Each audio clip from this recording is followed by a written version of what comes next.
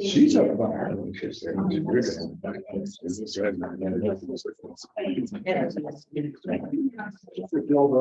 That's probably.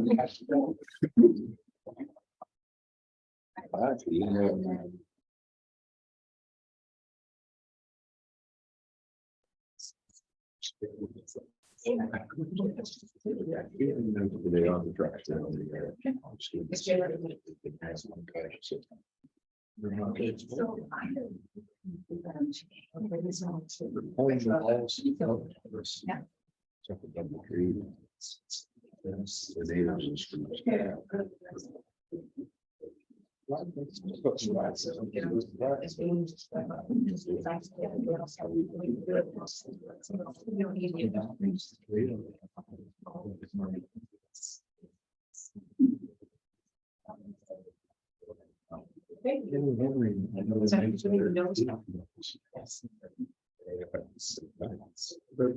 right, we'll call the meeting to order. It's 1 p.m.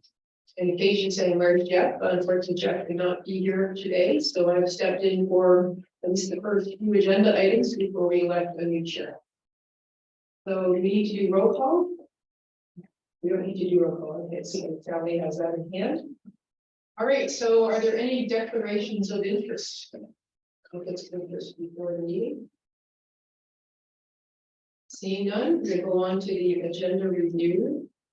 And Sally has asked that a new agenda item be added to the agenda. And it is item number 14, which would be business arising, which is the board watershed tour. And that's the tour we normally take in June. As said, board member is usually part of the watershed, and it helps to get us familiar with areas of the watershed that we have seen. So what I would like is to have someone move the following resolution that the agenda for the May 8, 2022 Board of Directors meeting be adopted as amended. I need someone to move. So I see that Holmes moves and Paul Tinko seconds. All in favor? Motion is carried. All right. So our next items are approval of various minutes. So we need the approval of the minutes of the Board of Directors Committee meeting. No, Board of Directors meeting held on April 17, 2023, which is the last board meeting, that be received and approved as presented. So I need someone to move. I see John Perot moves. Andrew seconds. Any comments or questions on those minutes? All right, all in favor of accepting the minutes?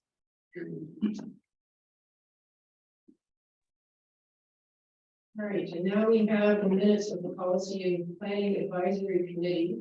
So resolved that the minutes of the MBCA Policy and Planning Advisory Committee held on November 21, 2022 be received as printed. So I need someone to move. Seatbelt Holmes moves. Need someone to second. Taylor Coffey seconds. Any comments or questions on those minutes? Okay, all in favor? It is carried.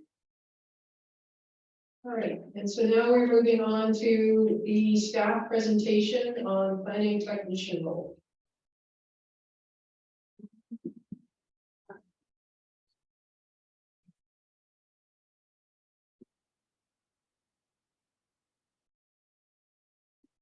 Thank you, Committee Chair. I just glad you look like you're coaching a baseball game. Where are you? Where am I? I'm at the Nepean Sportsplex today.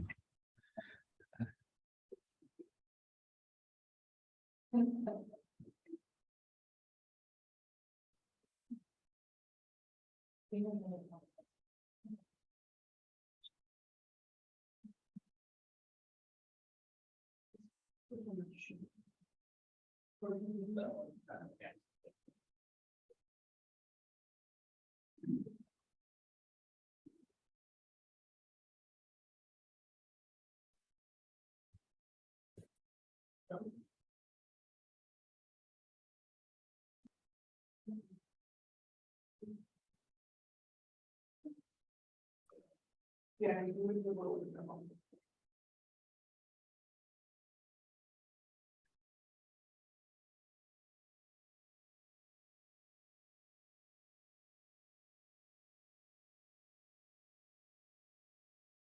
All right. Good afternoon, ladies and gentlemen of the board. My name is Brittany Moy. I'm Jake Perkins. We are the planning technicians at the Mississippi Valley Conservation Authority.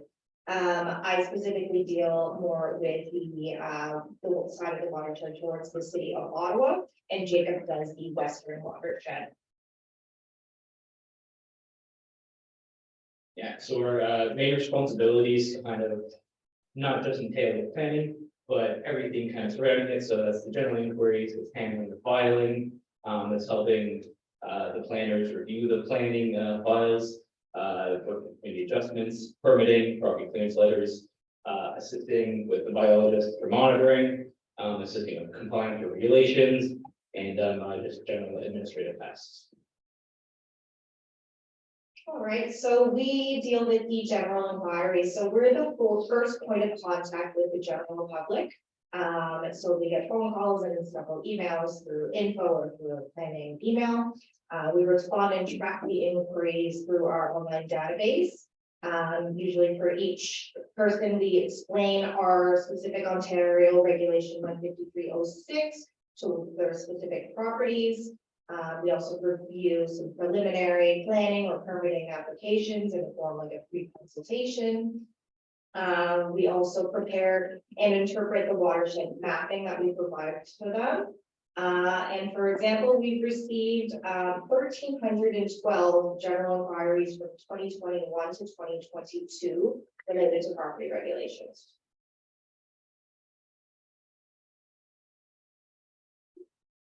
And so we enter all the filing, whether it's the general inquiries, planning applications, permitting. And you can see up there, a large portion of it is both permitting and then also severances. And we maintain and record all those. And we assign them to the appropriate kind of staff members. And yeah, so often there is both permitting and planning applications with the same property. So we make sure that both of those are being tracked appropriately and kind of make sure that planning application going forward, the permitting, prevent any, sort of errors from arising.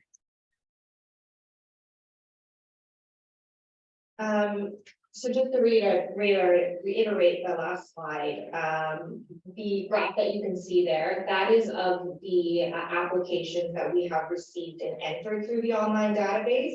So that's what the 33% were just permit applications that we've entered. And then as Jake was saying that we assigned to report. Okay, so planning and permitting. So specifically for planning applications, last year in 2022, we received 415 planning applications. We also assist environmental planners with the implementation of the authority's plan review. I do the committee of adjustments with the city of Ottawa, which contains a lot of severances and minor variances. And Jacob also does some development permit applications with Carlton Place. For permitting last year, 2022, we did 216 permits received. Specifically, we do permitting for minor developments, as well as watercourse crossings, culverts, and shoreline permits.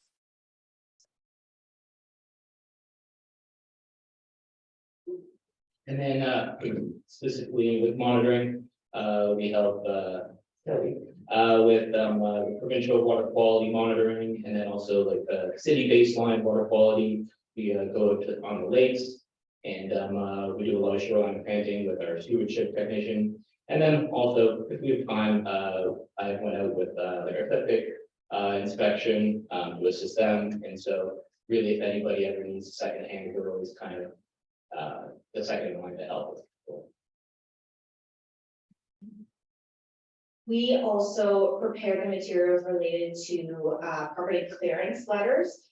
Usually real estate agents or law firms will ask for them before their client purchases a property. We let them know the type of property regulations that exist on the property. We give them an Ontario Regulation 15306 map. We also outline any histories of planning or permit application, open or closed. We let them know of any notice of open violations, or any resolved violations on the property. We also let them know about the monitoring program that we have.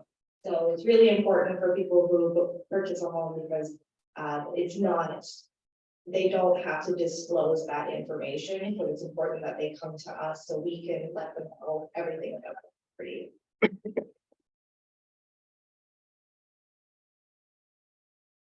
And then recently, we started working with our compliance officers to help kind of issue like here issue notices and general site inspections. And then also just dealing with the never-ending file management and keeping everything sorted.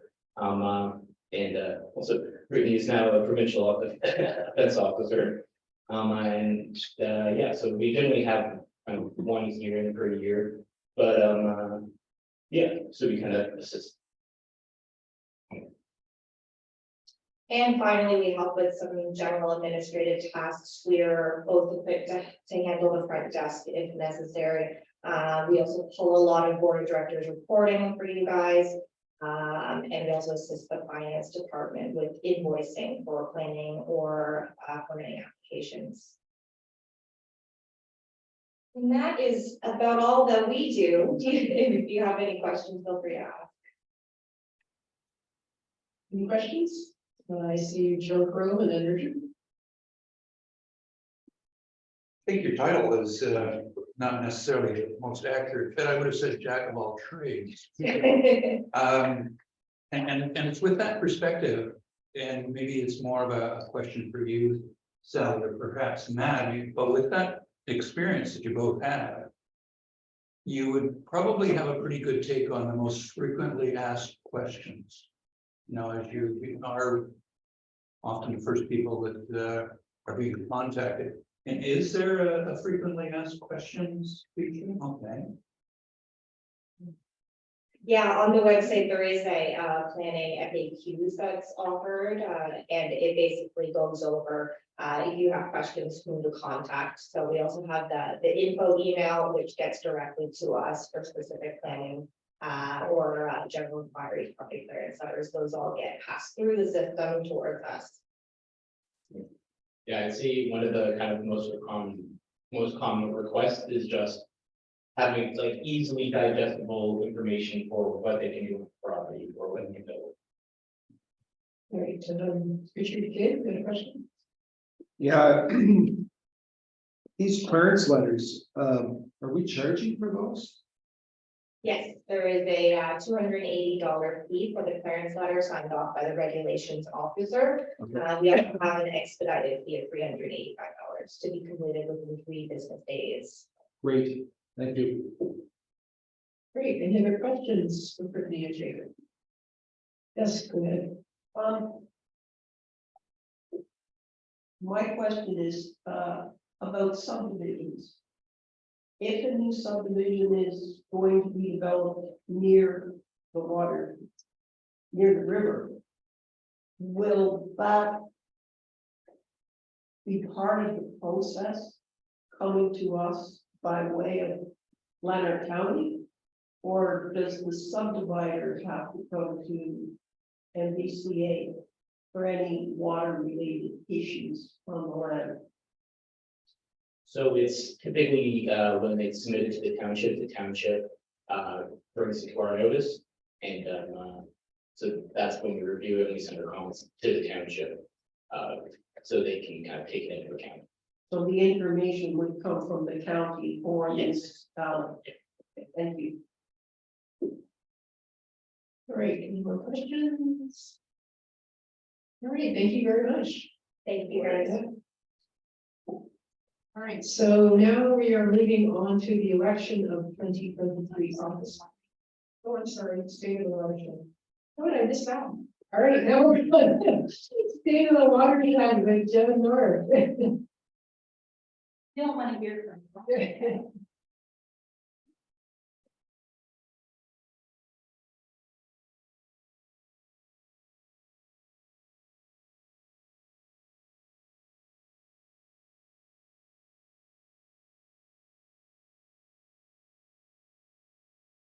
Okay, so This year, spring has been keeping us on our toes, for the last couple of weeks. The spring peak for the Mississippi River was, 195 CMS, and it peaked on April 16th. Jen, could you turn on your microphone? Right. There we go, sorry. I'll repeat that. The spring peak for the Mississippi River was 195 CMS, and it peaked on April 16th of this year. Dam operations changed from nicely preparing for the summer recreation season and helping the fish spawn at the end of April to dealing with a secondary spring peak.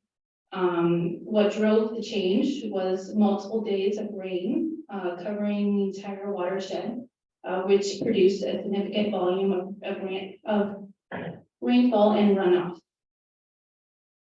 The average total was 140 millimeters of rain that fell over the watershed. Just to put that in perspective, the average monthly rainfall for the entire month of May is 72 millimeters. So we definitely had enough rain for us to deal with. So this drove up levels and flows in both the Ottawa and Mississippi rivers. MVCA issued a flood warning update for the Ottawa River, which was still in their freshet, and a flood watch for the Mississippi watershed on May 2nd. So the system at this time of year is at its most vulnerable due to the lack of storage we have available. All of the water in the upper watershed pose a concern on Dalhousie Lake, as it is a major flood damage center and it kind of has a bottleneck of the entire upper system. So in the spring, we utilize the storage capacity in the upper to prevent flooding from Dalhousie Lake. But when we have no storage, Dalhousie Lake is very much affected by any kind of large rain event. So MVCA issued a flood warning for the Mississippi River, for Dalhousie Lake and the Clyde River, and Mazenau Lake and the areas below that dam on May 3rd. We hit flood levels on most of our upper lakes due to the fact that we just didn't have any room for all that water. So this caused what little storage we had on Crotch Lake to diminish quite quickly, because we had to pass that water from the upper lakes. So currently Crotch Lake is now full and is now currently going over the weir, which is causing another small increase at Dalhousie Lake. So we had it kind of plateau for a little bit after the rain stopped, and it's kind of come up a bit. That's because Crotch Lake is now full and coming over the weir. We're currently attempting to stabilize conditions in the upper watershed until the upper watershed has enough time to decrease. So the levels are decreasing, and we are starting to replace logs in the upper watershed, but it's going to take time to have that kind of fall down the system and into Dalhousie and Mississippi Lake. So Dalhousie Lake should peak in the next 2 days, and it will peak higher than what we had initially this spring. The Ottawa River peaked at Constance Bay on May 6th at 60.40 meters, which is around the 20-year water level. And this is 10 centimeters below what we saw, with the peak we saw in 2017. So this event was very similar to what we saw in 2017 in both the Mississippi and the Ottawa River. Both systems saw the freshet, and then after the freshet, or during the freshet, as it is for Ottawa River, we had a massive rain event. So having that kind of happen multiple years so close together, we could see that this could be something that's more on a normal basis happening. So it would be a good time to look at the best way to adapt to this trend if it continues to happen. Levels and flows are expected to be at or slightly above summer target levels for the long weekend in May. We expect levels to remain high for the next few weeks, so they won't be coming down anytime soon until we get the excess water out of the system. Long range forecasts have indicated more normal summer with both average summer temperatures and precipitation are kind of in their long range forecasts. So MPCA will continue to monitor the current situation very carefully and manage the system accordingly. Any questions? Senator Kendrick? Thanks, it's certainly been an interesting spring. How and when do you update your forecasts? Are you updating them always continuously, or is this something that's done independently?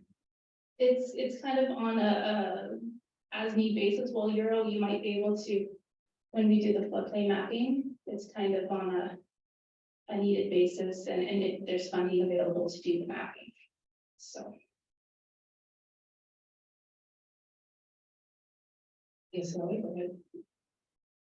So I think it's important for everybody to know, first off, we don't have floodplain mapping for the entirety of our jurisdiction. That's one important thing.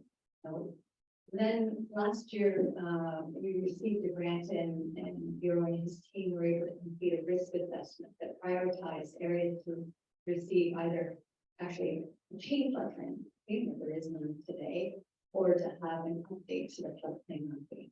And it prioritized it. The report came to the board, some of you may remember we had a map of color coded all the different creeks and rivers. And basically the color coding identified the severity or importance of moving forward with floodplain mapping. And the way we fund floodplain mapping here is two ways, either through the levy or through grants. And the grants can come from the federal government. So we've been fortunate in recent years to obtain some federal funding. But on top of that, the city of Ottawa has paid us through direct, different contracts to enhance or update areas where they were experiencing issues. But in terms of going forward, so for instance, the mapping we're doing on the Clark River this year, it was identified as a priority item within that risk analysis that we've done. It was also coincidentally, but not really when you think about it, a priority for the city of London. So it's in motion and it will be completed. The Clyde River was one of the next ones on that list of priorities, and so it's being done this year.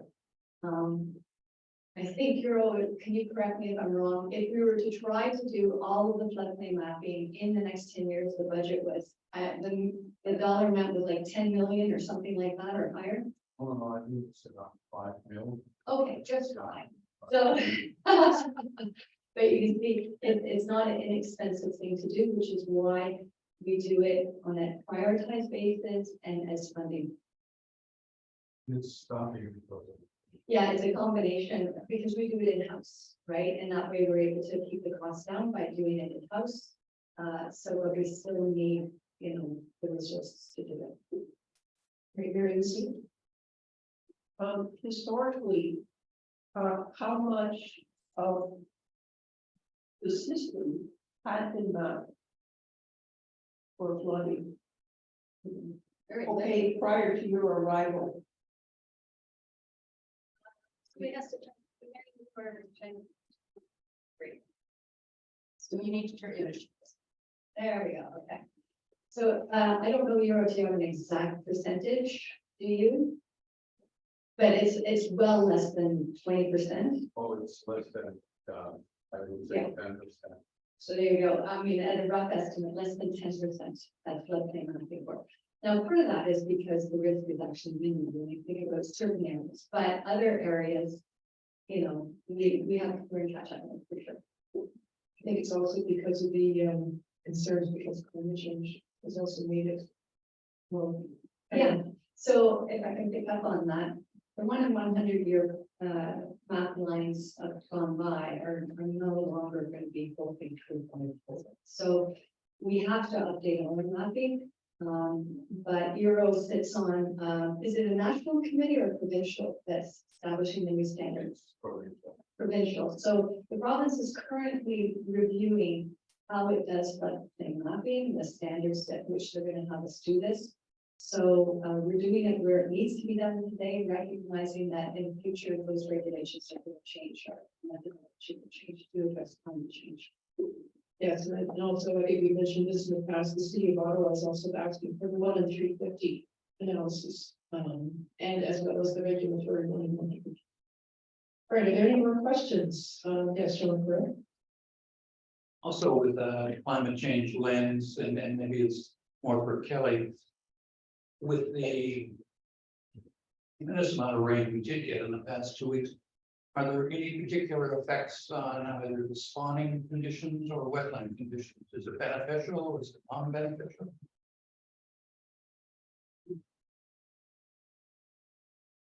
Spawning wise, it would really depend on the species and where they are in their routine. Some species will already be done. Some things like pike and walleye and whatnot, they get started early while the water's nice and cold. Other ones might not be beginning until mid-May when it gets warmer for their system, so it really depends. The concern would be for some species, they need that maintenance of a consistent water velocity. But of course, nature has other plans, and that's just something that they've had to adapt to for thousands of years. Some years they have a good spawn, some years they get washed out. That's not necessarily an anthropogenic influence, but you know, now that we manipulate dams, we do have a role in that. That's part of the dam maintenance and policies. And then when it comes to wetlands, I think this is really positive for our wetlands. They're really wet. Hopefully those spongy soils and everything will be able to soak this up and hold this water, because who knows what July is going to bring us. It's going to be really nice to have that providing base flow and habitat, and even that groundwater recharge function. We've got lots of water on the surface, let's get it recharging instead of flushing off. But it's really hard to say for certain which way the math is going to go, but I see this as positive for those kind of environments, even if it's negative for some people's driveways and backyards. All right, yes, Richard? Yeah, just Jennifer, you, last time I was here, we were talking about the snowpack and flood conditions, like, if you had to order it up, this is what you would have ordered. So if this had come 3.5 weeks earlier. We then would it have been have- at a very, we sitting 2019. Yeah, That's what happened in 2019. We had the rain on top of the snow melts. so this is the best of a bad situation. This would, yeah. It'd be better if it wasn't as much rain but yes. Very good observation, Richard. Yes, Mary Lucier. Well, you mentioned that, it could be becoming a norm as opposed to an aberration, and that we might have to adapt. How would you propose that the MDC adapt to these changing? We would have to carefully and analyze. One of the options is not filling the lakes as full as we do after the spring freshet. But in that turn, if we don't see the rain in May and June, then we'll be leaving us susceptible to drought conditions. And also you could be affecting walleye spawning if you don't have significant enough water in the system for when they start. So there's lots of kind of pros and cons. It needs to be weeded out. But if this does become a norm, we have to definitely look at what our options are to prevent any slight flooding from happening every single year. Sally, you want to add to that? So one of the things we have to be cognizant of is, we want to, picking up on what Kelly said earlier, none of us knows for certain that the drought might come later in the year, which is why historically we've been fairly aggressive in making sure we fill up the lakes while they're still, flowing the system. So, but if there is increasing likelihood of mid to late spring rains that we'll need to manage, then we might need to take a less aggressive approach in the spring of filling the lakes to make sure we have some freeboard with that, rain that we just had last week that have come along. So some of the predictive analysis tools that we've been developing will help us do these kind of scenario analysis and look at how we're operating the dams, because Mary, you're asking about how do we make the decisions on the operating. Well, part of it's looking at historical, but then also doing that kind of predictive analysis to allow us to sort of fine tune how we're operating the system to hopefully get us the best outcome in both regards. Filling lakes where we can, retaining capacity where we need to, should Mother Nature give us a second rain. Right, so I think with that, and is there any other questions before we move on? Thank you, Jen. Very, very important topic. I'm sure that was going to be one that was questions. All right, so now I think we're moving on to the election of the 2023 officers. And so we have a motion. Resolved that Sally McIntyre be appointed as chair for administering the election of the board of directors chair for 2023. So I need someone to move that. So moved by Dana Conley, seconded by Roy Hill. All in favor? Motion is carried. I'd just like to say, it's been a pleasure serving you as vice chair and then vice chair. And and I'm now chair of the Finance and Admin Committee, and we need a vice chair. So anyone who's on the Finance and Admin Committee, this is an advertisement, please sign up to be vice chair. Thank you. Okay, welcome. Thank you, Janet. So I would like to advise that the positions of chair and vice chair are now vacant. This election is going to be held in accordance with our bylaws.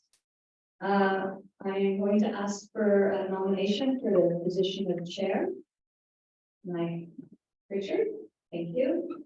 I'd like, Oh, yes, thank you. Carry on. Nomination. Yes, who would you like to nominate, Richard? okay, let you roll down. Yes. Okay, I'd like to nominate Paul Keogh to be chair. 2023. Thank you. Mary Lou? I'll second that. It doesn't need to be second. Oh, okay. But thank you nevertheless. Okay, so I'm going to ask again, are there any other nominations for the position of chair? Are there any other nominations for the position of chair? Okay. Do you accept the nomination? Yes.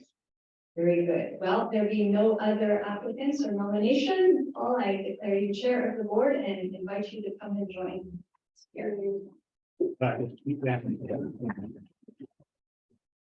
I'm gonna keep Janet's name tag in case we're with that.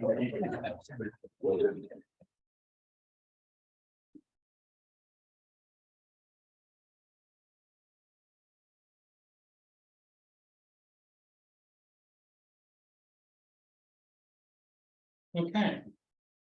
Here we're going to the vice chair, right? Okay, you have, we do this in accordance with the thing, which is just read. Oh, okay. So the election procedure, the acting chair to provide pass that. So we're looking for nomination for the vice chair. We're looking for a nomination for the really people, I'm not that bad to deal with.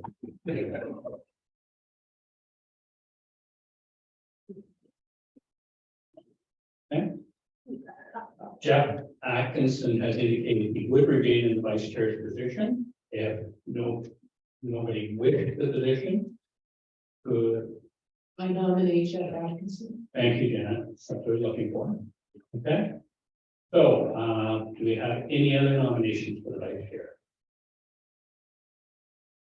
Okay.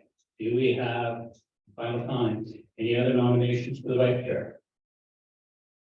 Seeing none, we can't ask Jeff, but he has agreed previously that he'd be interested. So, Jeff Atkinson is your vice chair. Okay. Thank you.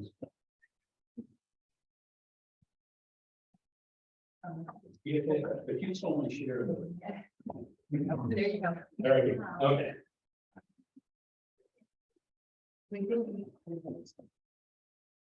All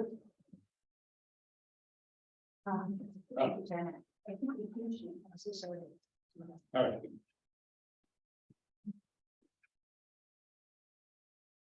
Okay. So what we're doing now is we're going to the positions of the regulations committee. The regulation committee is the appointment of board members listed in table 1. The regulation committee to prepare application pursuant to Ontario Regulation 15306 and the MBCA's administrative bylaw. And direct members of the regulation committee to deliberate on the evidence presented at a hearing and grant or deny such permission on behalf of the Mississippi Valley Conservation Authority and provide the applicant with reasons in writing therefor. Currently, we have 3 members on the board, which was Andrew, Richard, and myself. I have to step away from that, so we do need a 3rd member on this this group. Is there anyone that would be willing to step forward to be on the regulations committee? I've been told I'm stepping forward. Yeah. Okay, Janet's been voluntold. Okay, so with that, could I have a mover and a seconder to recognize that Andrew, Richard, and Janet Mason will be our regulation committee? Moved by John Carew, seconded by what? That. We could go there, but okay, all in favor? Carried. Okay. On that, just because it would be helpful if everybody pointed their thing towards how just to make it slightly easier. Very good. It's hard. Yeah. I know, Richard, you know each other well, but in the moment, and maybe Steve, if you guys can turn your things, it just eases the burden. The other burden is I can't read that. Any big print. Nudge me, I can still read that far. Okay, good. We got it all figured out. Okay, the next issue, number 6, is the appointment of the auditor. No. Go, sorry. Where are we? Okay, all right. Okay, so the motion is resolved that the board of directors appoint the following to Conservation Ontario Council for 2023. 2023 board chair as voting delegate, the 2023 board vice chair as first alternate, the general manager as second alternate. Could I get a mover and a seconder for that? So this is for the Conservation Ontario Council. Okay, it is moved by Mary Lou, seconded by, oh, that one's gonna be a real hard one, Jim. Helen, okay. All in favor? Carry.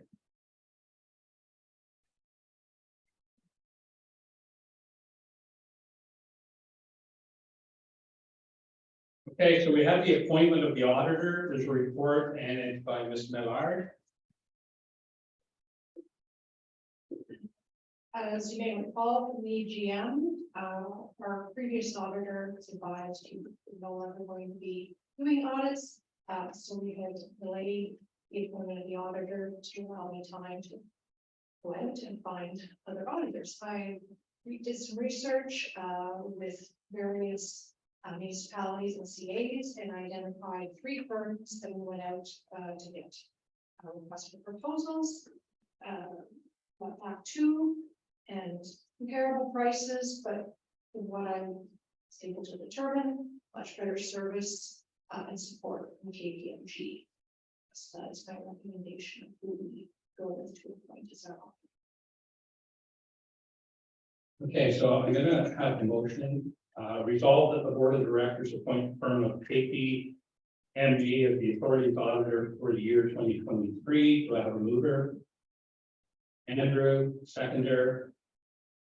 Okay, Taylor. Now, any discussion on the motion? Janet? Yeah, just a couple of questions. It's kind of nice to have Glen Street, a local, smaller auditing firm, and I guess there were none that stepped forward for that. Like when they're appropriate. The only other comment I would make is, in my corporate life, KPMG was always very expensive. And I know that basically they were competitive with the other code, but I guess that was what I noticed, so. We get good service.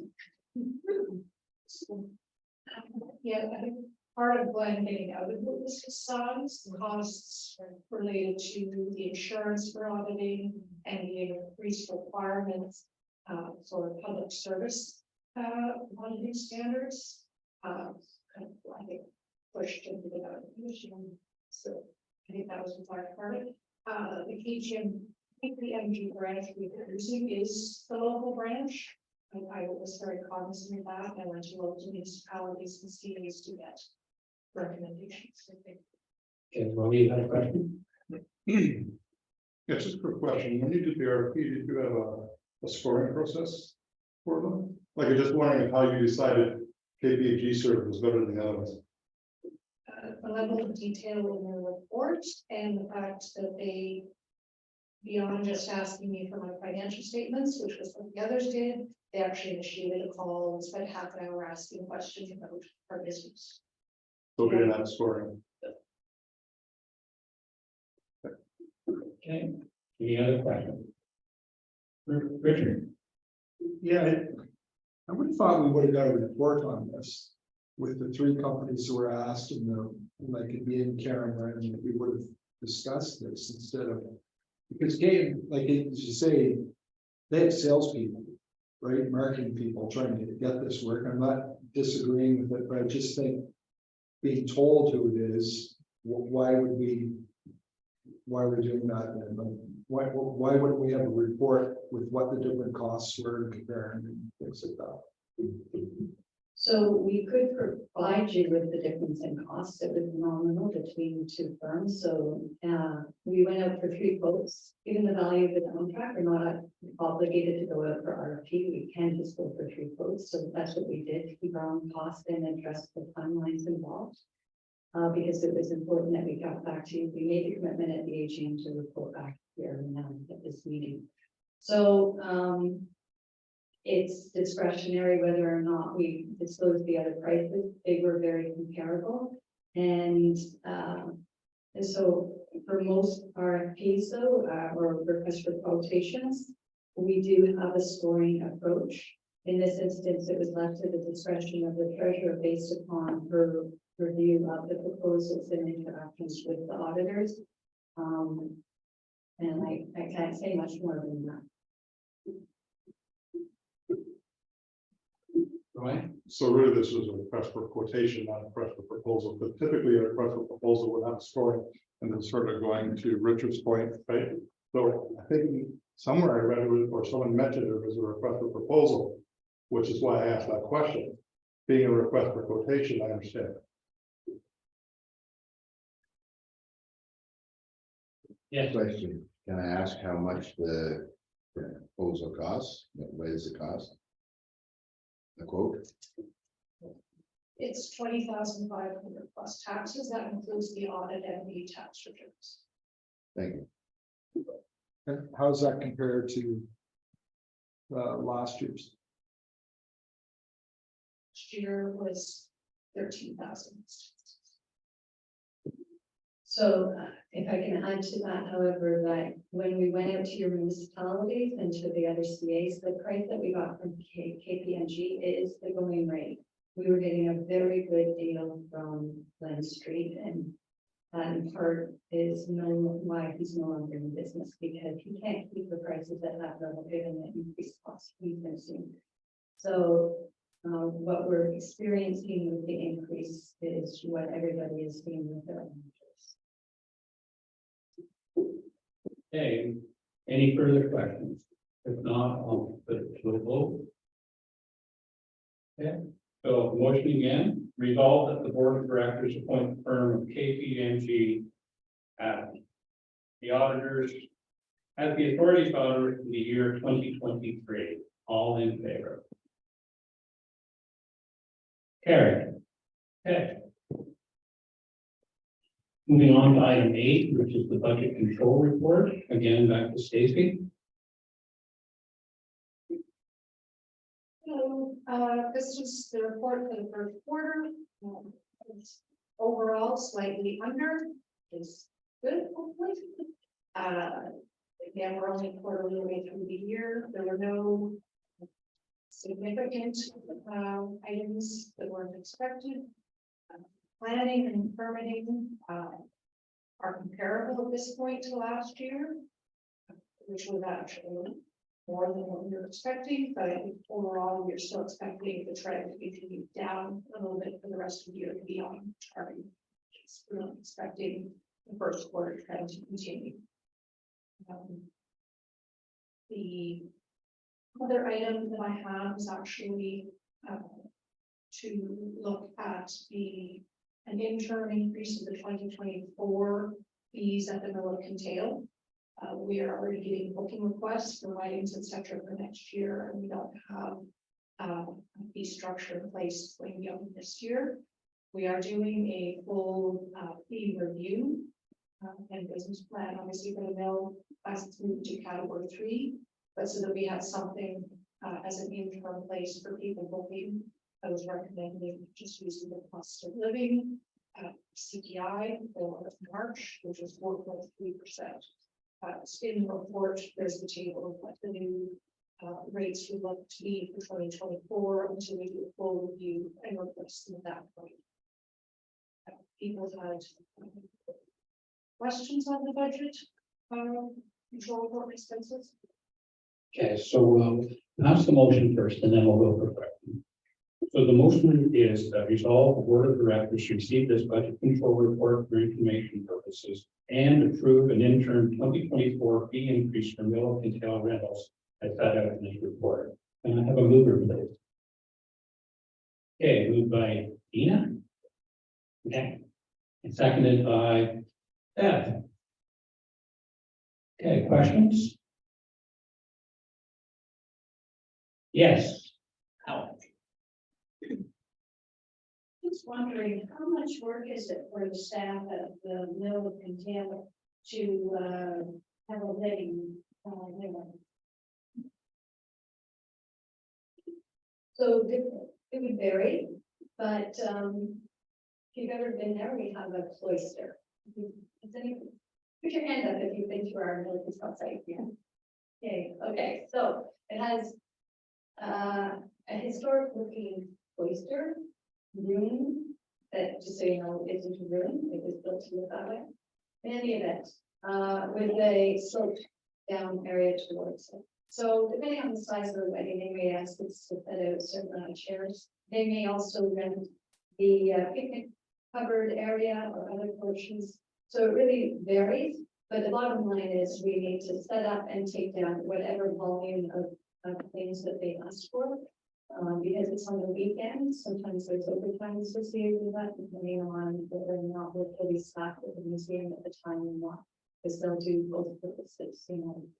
But so it varies.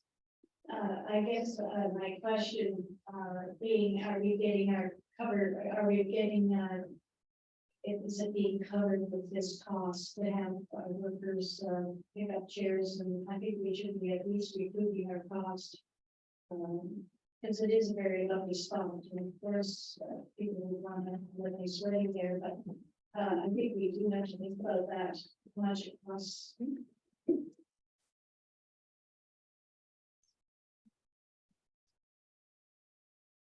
Okay, I suspect they're largely covered, but until we do the fee study that we're going to do this year, we won't. So. Okay, any other questions? Okay, well, the motion to vote, I'll read it again. Resolve that the board of directors receive this budget control report for information purposes and approve an interim 2024 fee for Milliken Tail rentals as set out in this report. All in favor? Eric.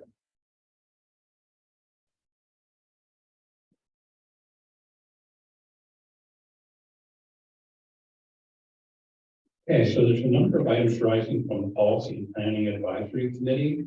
The first one is number 9, which is the Macro Systems Monitoring and Reporting Review Program. Ms. Stiles and Matt.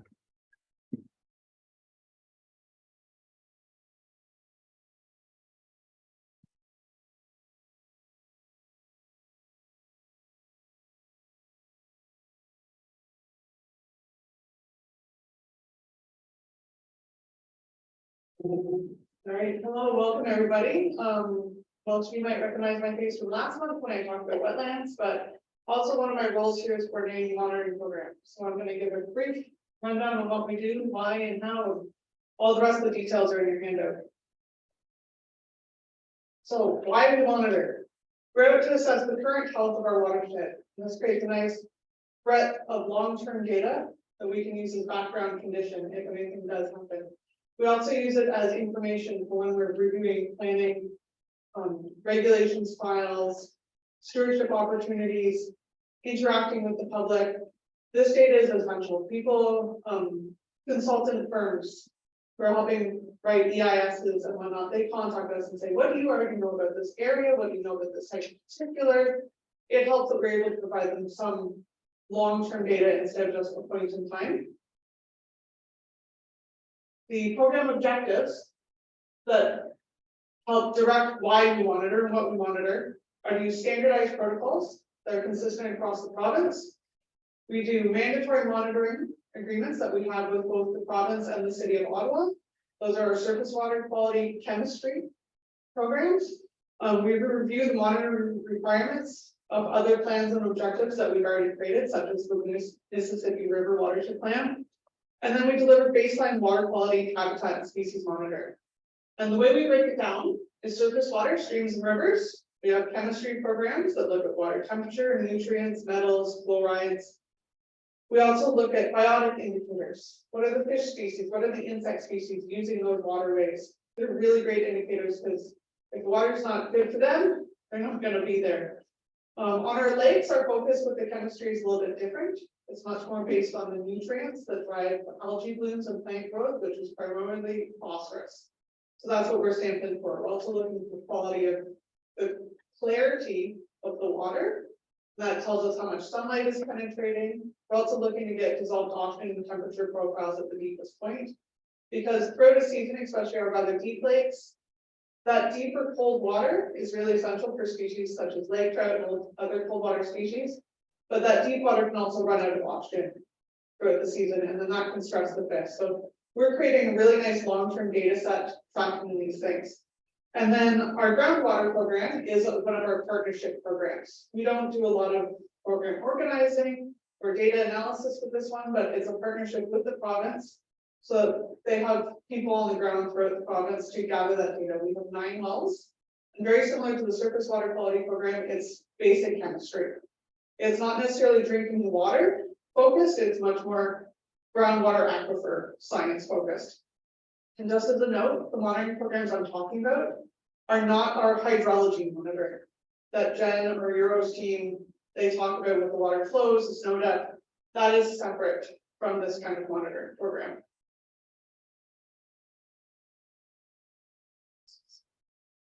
So next, to bring this in perspective, everybody loves a big map. And I just want to show that we do have sampling sites throughout our entire watershed. It really does depend on the program, what we're able to do. It also depends on the road network and our ability to access sites safely and with landowner permission. So you will find some discrepancy where we focus our attention for different programs. That's purely due to the geographic diversity that we have. And then to zoom in on our eastern end, our city of Ottawa, and there are many major subwatersheds. And this is how we break down for our city stream watch program review, as well as the city baseline sampling program. And then how we report. Because we don't want to just keep this knowledge to ourselves. I'm not learning this just for myself, my own good. We report in 3 major ways. There's the Conservation Ontario Watershed Report Cards. We've just finalized the 2023 one based on the last 5 years. Our other most recent one was 2018. This is a Conservation Ontario-wide program where everything is standardized, all the grading systems standardized. You can pick up one of these for Lower Trent, for the Lower Thames, Lake Simcoe. They're all in the same format, so it's easy to compare and understand what's going on. Benefit of that is that we can use this to leverage support for stewardship programs, our planning regulations saying, hold fast, we've got something really great here. Let's not let our grade slide.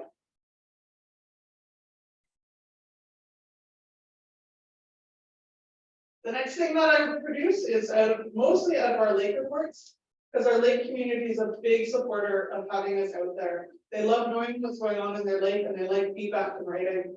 So every year I write a summary report based on the sub-watershed of focus. And so this is the one from last season, published last spring. One from 2022 is just about to be published. And so in here is all the summary of what we did on each of the lakes, why, how, and how it's changed over time. In here, I also talk about the streams within their catchment, as well as the water levels that influence the condition of their lake while we're sampling. The last, the City Stream Watch catchment report is very detailed. The program involves being out in the stream in your waders and walking every 100 meters, taking note of things that you don't get to see from road crossings. And then that's all summarized into here. And on a number of occasions, because this is in the urban centers, this has been used for planning and regulations review. When people have said, well, where can we do stewardship? Where can we do offsetting? We pull out the report and say, there's a great reach highlighted here that needs some attention. Let's go do it. Let's go get some money to do that. So these reports are really great and really looking forward to getting this program rolling again, now that we're in a post-COVID monitor stance. So then challenges. Nothing goes without challenge.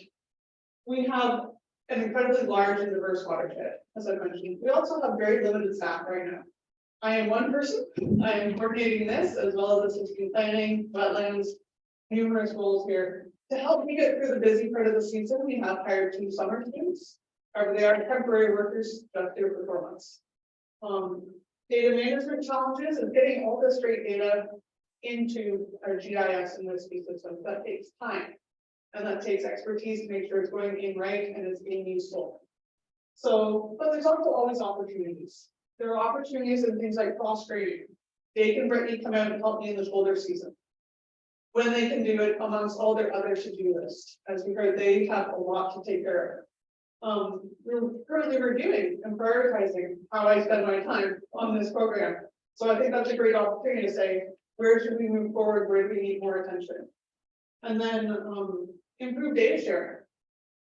If we can get our data into more useful formats, we can share it with academic groups, NGOs, anyone else in the public, and really ask the big picture questions instead of being reactionary. And that's the end of my presentations. Thank you.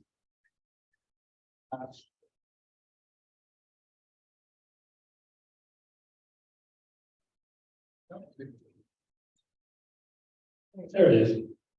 Okay, so we have a motion for this. Resolve the board approve continuation of MVCA's monitoring and reporting program with the recommendations, changes set out in this report and the attached program review document. Do I have a mover? Mary Lou, secondary. Roy. Okay, so questions, and I'm going to ask the first one. Okay. I have not went through the document, to be honest with you, but I was looking at your chemistry. Are you doing anything on the pesticide sides, particularly when we have the county planners that's out doing peer review and stuff? Have you looked for those type of thicker chemicals in the water? It's part of my day-to-day analysis, but like I said, we partner with other agencies like Ministry of the Environment, is it MECP? Ministry of Environment Conservation and Parks now, that's their acronym. They're the ones, that profile that we're doing, that chemistry profile would include those indicators. Because in-house, I'm not analyzing for those as of right now, but it's definitely part of our data set. Same thing with the City of Ottawa profile, it's doing all your heavy metals, all your nutrients, anything that could be flagged as coming from those resources is, and that program, we're out there 8 months. We're out there I guess from April to November annually, same sites. I guess my second question that is here, when you're looking at something like pesticides, you're looking at trend analysis or anything to say if it's regarding to see stuff coming on board? Or again, because I'm doing analysis targeting a pesticide tracer, I can't say that we're doing a trend analysis. But what we are looking at is things like phosphorus levels. I'm looking at chloride levels. I'm looking at the other, the low hanging fruit, the easy ones to analyze. That's definitely what I've had time to run numbers on. But the more complicated chemistry, I haven't been looking at it. Thank you. Any other questions? Go ahead. Thanks for that presentation. Appreciate the work you do.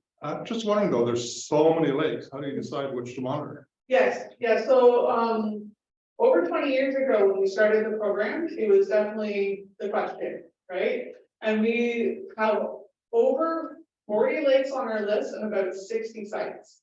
And what we prioritize our very large, highly developed lakes, our main stem lakes, that's definitely how I'm prioritizing my rotation right now. And then other representative lakes that feed into it. So we do have some other small lakes that seem like they're in the middle of nowhere. Very top end of, for example, the Clyde subwatershed, we're looking at Flower Round Lake, we're looking at Clyde Lake. There's not a lot of development pressure up there, there's not a lot of, nutrient pressure either up there. But they create a nice background contrast. If I'm going to contrast them against the more heavily developed lake. Something like the housing in Mississippi, they get sampled yearly now, just because they are so well developed. And because of their position lower down, they're getting all the water from the entire watershed through them. So it's more key to stay on top of those lakes than to visit, say, Flower Round every year. But we still need to check on Flower Round once in a while, make sure it's still maintaining what we know about it. And so that's what I'm prioritizing. And yeah, there are so many lakes, we just can't be everywhere. And so I have to do a rotation. I have to think about what's representative for the area that I can access. Any other questions? Andrew, followed by John. Thanks. It's all it's really interesting stuff. And I just wondered if you'd expand a little on something you touch on in your report, which is the use of citizen resources. Definitely, and it's definitely something we need to continue evolving and reviewing. We love reaching out to the public loves reaching out to us, and they're always saying, what else can I do? What can I do to help? How can I engage? And some people are really interested in engaging with citizen science. So we've helped hand out, we purchased 5 water rangers kits that we've helped hand out to lake associations, as well as we purchased a school kit. So we've actually lent that out to the school up in Floyd. They did a study on their water around their area, around Mazenal Lake and whatnot, to engage them in sampling water quality and feedback. And that's one instance, whenever I talk with a landowner or anyone who sends me a picture of a snake or a turtle, who say, isn't this amazing? I found this on my shoreline. I say, please report it to INACS. Please submit your sighting of that invasive species to INACS. We need that engagement. We need those eyes on the land. There are challenges with solely relying on that though, just because there's observational bias based on what people are interested in, based on what they're knowledgeable about. There's also volunteer burnout. Even in our lake associations, I have to be cognizant that, these people have been lake stewards for 10, 15 years. They're gonna retire, they might sell the lake, they might not be here next year. So there's burnout, there's lake associations sometimes have a hard time getting turnover, volunteers filling in those shoes. And so we can definitely work with them and support them, but we can't just rely on them to fill our gaps, is what I have to say. So it's a delicate balance writing that section of the report. And it is very valuable data, but it needs work and it needs development.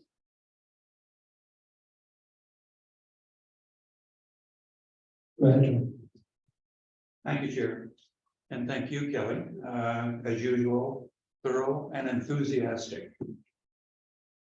My question more focuses in on partnerships with, say, post-secondary institutions or other organizations, could be Ducks Unlimited, the list goes on and on. Yeah.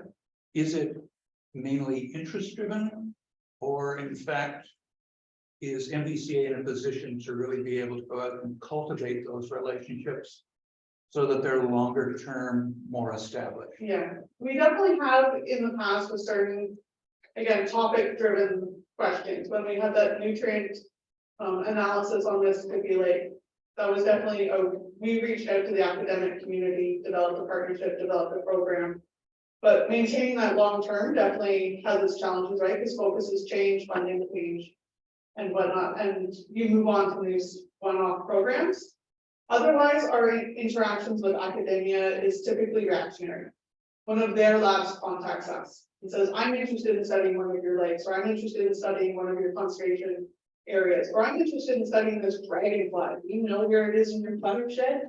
It can be very targeted that way, and then they go through their study. And then hopefully in a couple of years I get a report back. But that's why I'm saying hopefully the opportunity comes that we can organize our program to reach out to academia to answer some bigger questions, because between all the different balls I'm juggling, I don't necessarily have the time to sit to gain a clarity of mind to do the data analysis myself. So if we could partner with someone to farm that out, that would be fabulous on multiple faces. Yeah. And just picking up on what Kelly was saying and to your question. My objective would be that at some point we're able to have maybe I'll call it a mini conference with Brent, Queens, Ottawa, Carlton U, and present to them, here's the data we're collecting, here's the questions we have. You know, are there opportunities for us to collaborate going forward? And right now we're not in a position to do that, but I would see that as something we could potentially do, you know, within the next couple of years, to have that kind of picture that we can paint and have had the conversations ourselves to say, what are the questions we want to answer? So that the collaboration works from both sides in terms of helping us move ahead with science to answer questions for you around the table, as well as them to hopefully satisfy their scientific interest. I know that last year, I think it was last year, Euro, was it that you met with several of the universities on the water resources side, and you had 2 or 3, maybe more workshops with them around sort of different questions that you, at the end of the day, did it come together? Maybe you could just comment on that, because you put a lot of effort into that, right? Yeah, it was from the, Can you just grab a mic or go up to that? Yeah, we collaborated with the staff from the University of Ottawa, and we utilized, the independent knowledge to collect the bathymetry data for actually the Buck and Harding along Mississippi, so that went really well. If I could just hold you to the microphone longer there, Euro. My question is, in terms of, there was research projects that we were looking for federal funding on, because those were the series of meetings that I was thinking of, if you could just comment on that, because I think that's more along the lines, John, of what you're looking at, is that kind of more research focus. Which one was that? So, Remember that crazy, okay, just FYI, the federal government had like, was it a $10 million grant or $5 million? It had a fantastically high threshold in terms of the grant level, and you had several meetings with. Maybe I'm taking this too far, but all that to say that you had several meetings, and at the end of the day, we put together a proposal and it was not successful, right? With the Carlton and Ottawa use, maybe it's too long ago now. that was, yeah, I think it was 3 years ago. Was it? Okay, so. All that to say, John, we've tried to go out on areas of interest to us, and it doesn't always pan out, is what I'm trying to say. And I think if I can just pick up on Kelly's point, is you can develop relationships and they ebb and flow. The value of the monitoring program at MBCA is year after year after year, we're there. We're making sure key areas of the watershed are being monitored, and we are able to do that trend analysis. And on an opportunistic basis, we've tried to, partner with academia and lake associations and others. We don't have the time to mine the iNaturalist in those sites right now. But I think if we make an effort to try to figure out what those questions are that we want to answer, and maybe have an event where we can invite those folks to, that then they can let them run it and identify what they're interested in. John? Thanks, Joe. Just a quick follow-up. Yes, for me, it's less research focused. It's really applied knowledge. So as we're looking at climate change adaptation, as we're looking at biodiversity questions, you want to invite them, I would suggest, to the table for what is the information that's going to be mutually beneficial, but really bang for the buck for MBCA.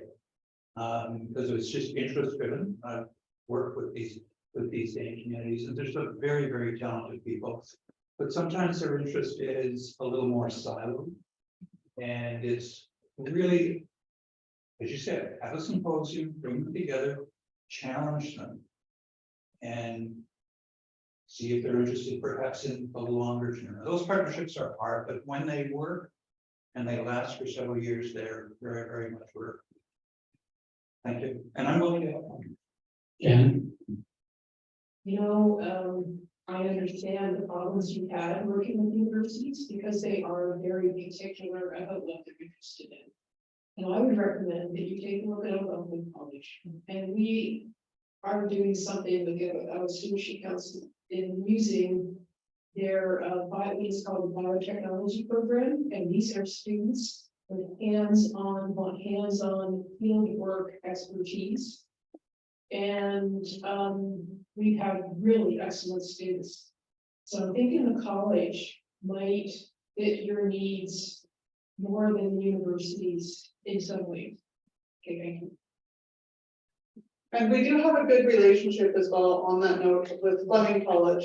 They often will send me a co-op student to help with the April shoulder season sampling. So they get good real world field experience, and I get some help getting my programs off the ground. So also very similar program suite as what's available at Algonquin. okay, thank you, John. Okay, seeing no further questions, we'll go back to the motion. Resolve that the board approve continuation of the MBCA's monitoring and reporting program with the recommended changes set out in this report and the attached program review document. All in favor? Carried. Moving on to the next two items there for information purposes. So we have section 28 compliance strategy with Mr. Perrin and Ms. Parent, but Ms. Parent, she's not available today, unfortunately, so I'll present. well, then we'll never mention that I. And it's 60. Okay. Thank you. So today we'll be talking about the compliance strategy that we've basically been practicing informally for several years, but we've never really formalized it. And we need to have one because we need to inform the public, educate the public, communicate with the public about what parts of our permit, what types of permits, what parts of our permit conditions we will be following up on. So not every CA has a strategy, it's practiced informally, but it's time for us to communicate and educate and even internally know how to plan resources, and staff need to have some indication about what the workload will be for the upcoming season. Okay. So this is a common enforcement continuum, and I think just throwing it up, our practice always has been at MBCA is to work with landowners, try to find solutions. Enforcement and legal action is our last recourse, and we do have a good track record. There is always that element of people that push the envelope, but the majority of people you can work with, and you can achieve the solution to most of the challenges that we face.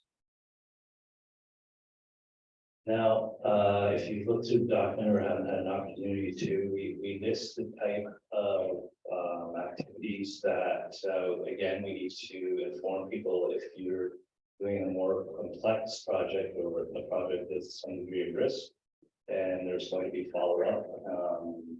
So first three, I can't tell if they're red, yeah, pretty good. Okay, so anytime you redevelop in the floodplain, you need to adhere to floodproofing requirements, and it's pretty important not only for that landowner, for future landowners that, like we're seeing today, we hit the 1 to 20 in Constance Bay, and there's a high degree of flooding, and those homes that were built to the standard, they're protected. And then fill placement, if we have major projects like the Park River, we do not want to displace water or have any impact upstream and downstream. So we need to ensure that the work is done according to what's submitted. And again, around wetlands, we want to protect wetlands, that's our mandate.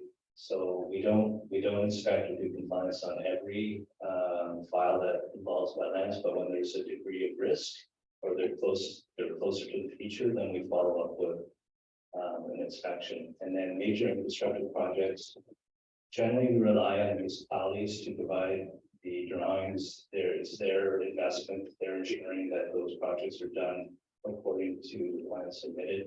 And then erosion control works, shorelines, we do some inspections on them, but again, we look at the risk, we look at our resources, and we only have so many bodies that we've been discussing earlier today. So, given that we prioritize the types of permits that we review, just looking at what what kind of impact this would have, just looking at reviewing the numbers from the last few years. So from 2019 to 2022, we do have a high degree of compliance, so 90%. And then in 2021, that was the year of the pandemic and the influx of permits. So we had 60 rebuilds, most of them the City Lake and Constance Bay. And we had 15 cut and fill applications and 56 wetland applications. So if we looked at the proposal for the amount of compliance inspections, we would do approximately about a third of those, so 100. And then we apply these numbers in 2022. So again, we hit our high in 2021. So we had a reduction of about 100 permits. So we still have a lot of rebuilds, 35, 17 cut and fills, 44 wetlands. So again, we're inspecting about a third of the applications that come in. So we can plan for the workload.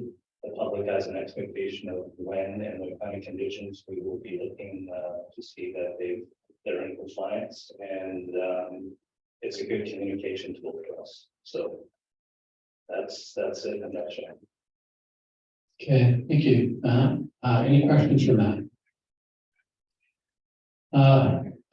Andrew. Thanks. One inspection program which you did, which is big in Cape Valley, I'm sure altogether rural municipalities, septic inspections, which are not mentioned in this report. How does that fit in with this in general, and how much trouble does that pose to the NUC? So set party inspection is a totally different program, totally funded from a different pot. That's basically user fees cover that cost. So we do the advantage of them being in this office is that we actually partner with staff, and so we can do some dual inspections. So if they're traveling 100 or so kilometers in the upper part of the watershed, then they will actually do a shoreline inspection. And our I get Eric's exact title, septic inspector, but it's program director of this title. So we actually process the shoreline permits and septic permits so that we avoid duplication. So if it's on the same property, there's an advantage, but is it an degree of problems associated with enforcement party? That's really a separate, that's a different qualification than a different program. But there is the advantage is that they're in the same office, and this overlap is very beneficial.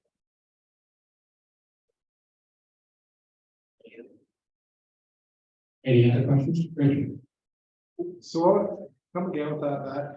Are you saying if I put in a septic system that you're coming in and looking for other problems at the same time, or is this if they applied for another permit to do something at the same time? No, the septic inspection is the 3 inspections based on part A.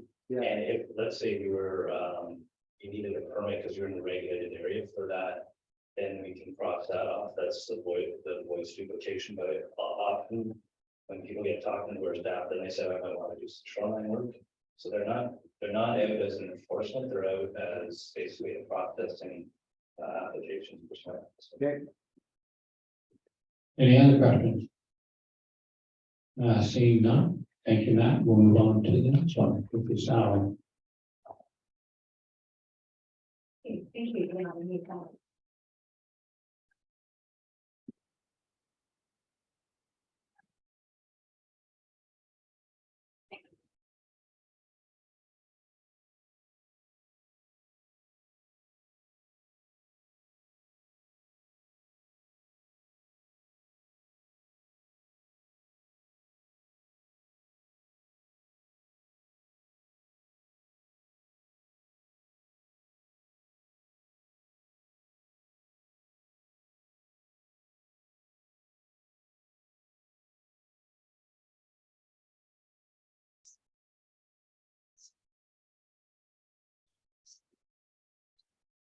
Glenn, can you tell me whether or not you can see the presentation? Yes, I can. Okay, great, thank you. Thank- Right there with the balls. Okay, staff have, for the past few months, been starting work on a conservation plan for the entirety of our jurisdiction. Now, when we started work on it, it was conceived as an action item arising from the Mississippi River watershed plan, with the objective of identifying areas in the watershed where we might want to prioritize our stewardship programs, where we might want to engage with the municipalities on, paying attention to those areas because of the values and functions that they provide, etc. Subsequent to us adopting the watershed plan, the province actually came down with regulations that basically said you have to do something along this line. It was a bit more focused on our conservation areas, but it also requires us to have policy and plans around future acquisitions. And so there's actually a nice alignment that evolved because what we conceived of at the jurisdiction level from a conservation perspective could help inform then future acquisitions if the conservation authority wanted to go that direction. And then lastly, and more frequently, you would have heard in the news in the past 6 months about Canada's commitment under the UN agreement for biodiversity of trying to achieve 30% conservation by 2030. And they identified it's called the other effective area-based conservation measures approach, and that's quite the mouthful. I wish they'd come up with something easier because I don't even know how to say the acronym properly. But in any event, the concept is, and let me just pull up my graphic here, is that everybody has a role to play in conservation. That land does not have to be purchased and set aside for good conservation practices to occur. So there is the land that we own. There's the lands that the feds and the province owns. There's land trusts. There's indigenous lands. There's public corridors. There's other crown lands, private land, that everybody has a role to play in conservation.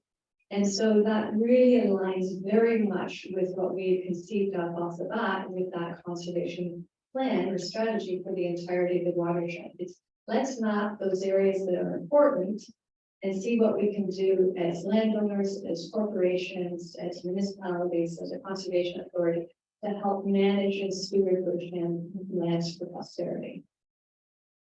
So the scope of the study that our plan that we're developing is to provide a framework for us, obviously, for our conservation areas. That's what the OREG 687/21 said we must do.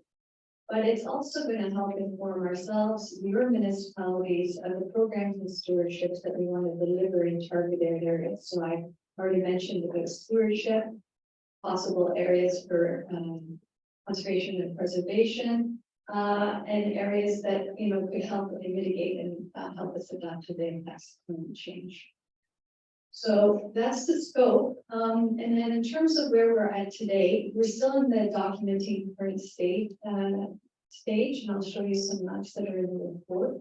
But it has to start and end with our own properties. That's the regulatory requirement. So but it's not just about our conservation areas, it's also about our dams. And just so you know, land ownership of our dams in some cases is quite complex. We don't necessarily own the land under our dam structure. It may be owned by an MNRF. We may or may not own the approach to our dams. It might be on private property. It might be part of Ontario Parks or whomever. So just even trying to nail down and confirm what land we want to own going forward is going to be an important step because it is not easy to do land transfers with the province. This organization has been at it with MNRF for many years, certainly predating me arriving on the scene. And then looking at areas from a hydrological point of view, some of you have urban or rural developments that are downstream of wetlands. And as we've heard earlier today, some of those areas are really important in terms of the capacity to help take flows under wet weather conditions and to release them under drought conditions to maintain base flow. So, looking at land from a hydrological perspective and identifying areas that are critical to protect our communities and settlements is going to play into this study. As well as then, of course, core natural areas. And when I say core natural areas, I'm talking about areas of contiguous land, undisturbed, that allows for those species that are very sensitive to human interaction to continue to have the habitat they require for the life cycle of their species. So, for instance, some species, and I'm sure Kelly could name a few, really are affected by the edge effects of forest. So even though you might have a remnant forest on your property, if at no location is it, more than 100 meters deep, the likelihood of certain species using it decreases extremely. So we're looking at areas of contiguous undisturbed land as those core natural areas. And we set certain thresholds. We had a bit of a conversation in the policy planning committee on that. But those are sort of some of the key things that we want to document. Next, we want to look at needs assessments. So the County of Lanark, for instance, has huge growth projections associated with it.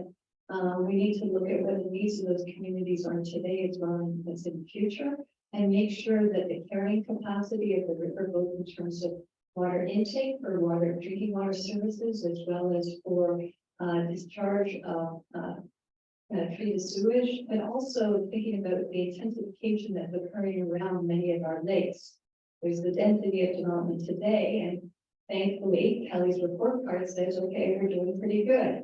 But we're going to reach thresholds on some of those lakes if we're not careful, that are going to tip the balance. And so it's really trying to start to think about what density of development and location of development can we sustain going forward. So this plan isn't necessarily an answer all those questions, but it will pose them and put to us those sorts of criteria that we need to think about on a go-forward basis. At the end of the day, we wanted it to identify goals and objectives for across our jurisdiction, be able to map out some of these things to help your municipalities and individual landowners and ourselves in decision-making going forward. It's not going to be a policy document per se is going to tell people they can or can't do something. It's more of an information document that will that will provide your municipalities with good baseline information, an indication of areas that you may want to protect in the future, but importantly, it's spell out for us as an organization how we want to manage our lands, and if we are to acquire lands in the future, where and how we might want to part with those acquisitions. So just sharing with you some results. So this is our jurisdiction, and anything that's colored, the green, the purple, the yellow, those are lands that are in some form of conservation today. Ours you can barely see, but they're highlighted with the names of our conservation areas. And these are all in the report we have. Lanark County forests are in purple. Lands owned by the city of Ottawa are in the yellow, and then this of course is crown lands. But as many of you will be familiar, crown lands does not mean undisturbed. This is all part of the National Lanark managed forest area. Here you see where we've mapped out core natural areas, and you'll see that where we've colored them in green, those are crown lands. But what this helps to illustrate is the amount of land that we think of perhaps conceptually as protected, but in fact, it's all privately owned land, and there's no intention by the CA or others to acquire those lands. It's just too much land. That's why the emphasis needs to be put on good stewardship and engaging with landowners so they understand the value of what they have and can work collaboratively with the CA and local municipalities in the management of those lands going forward. In this area here in the city of Ottawa, you can see that there's very little residual natural, I'll just use the generic term green space. In the conversation at the Policy and Planning Committee, the discussion was, do we perhaps want to lower the threshold? Because we use different thresholds for off-field. We generally speak in terms of our watershed as being off-field or on-field. And so we did have a lower threshold for identifying core natural areas off shield, but Janet pointed out to us that we missed several sites that were felt to be of importance, and so we might want to revisit those thresholds. And then lastly, here you can see drainage areas within the watershed upstream of our dam facilities. So the first thing I wanted to point out to everyone is that it stops at Carlton Place. We do not own or operate any dam structures in the lower watershed, at the lower end of our jurisdiction. It's all upstream, and most of it is at the very high end.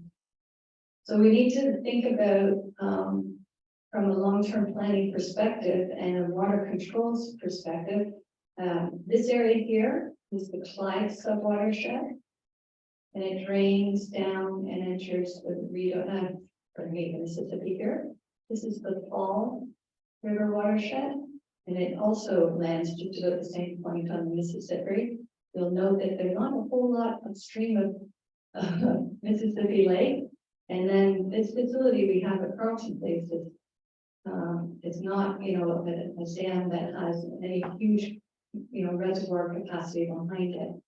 So Euro and his team, the work that they're doing today in terms of mapping of the Clyde River, and the additional work that we've done recently on the main stem, et cetera, and we'll be doing over the coming months and years, will really help us to identify how we might want to alter this system, this water control system going forward. And what this study will help us to identify is what part of the natural areas are we depending upon today. We talk about built infrastructure, but there's a whole lot of natural assets out there that are holding water that don't necessarily get considered and taken into account for the reservoir capacity they're providing. And that's on those earlier slides. All of these orange or pinky areas are providing reservoir capacity of a sort. And that's not to be lost on anybody, because if we remove them from the watershed model, the flooding increases significantly. So that's it for the study that I wanted to share with you. Thank you, Sally. Any questions? Richard? What did you mean by alter in the future? So you're talking about in terms of if When you said the were- watershed, the controlling to alter it, Ah, right there at the end, so. you said- yeah. We need to think about, quite frankly, whether or not we want to increase reservoir capacity. And the impacts of climate change are coming. We need to start to think about it, and this is the sort of study, how? How would you be taking land away from people? You're flooding people's.